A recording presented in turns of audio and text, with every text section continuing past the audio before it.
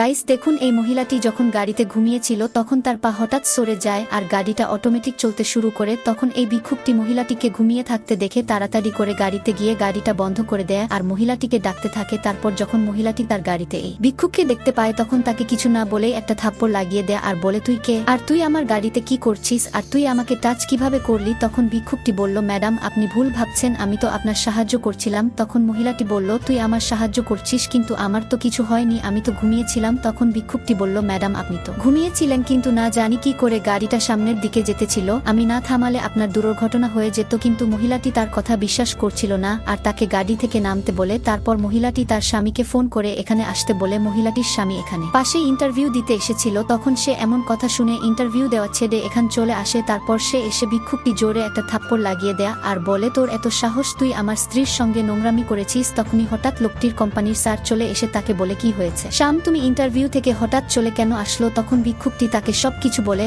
আর এই লোকটি ভিক্ষুকটিকে খুব ভালো করে চিনত, কারণ সে তার অফিসের সামনে ভিক্ষা করতে সে এই মহিলাটির সঙ্গে এমনটা কিছুতেই করতে পারে। তখন লোকটি কোম্পানির সামনে সিসিটিভি ফুটেজ তাদের দেখায়। তখন এরা এটা দেখে অবাক হয়ে যায়। তখন ভিক্ষুকটি এই লোকটিকে বলল, দেখলেন সাহেব, আমি তার সাহায্য করলাম আর সাহায্যের পরিণাম এটা পেলাম। তখন তারা ভিক্ষুকটির কাছে ক্ষমা চেয়ে নেয়। গাইস, ভুল আমাদের ধনীদের, আমরা সবসময় গরিবদের ভুল ভাবি, কিছু ভেবেই যে ওর ভুল আছে কি না এমনকি আমরা তাদের কোনো কথাই শুনি না। গাইস, আপনি এটা নিয়ে কি বলতে চান কমেন্টে লিখে জানান। ধন্যবাদ।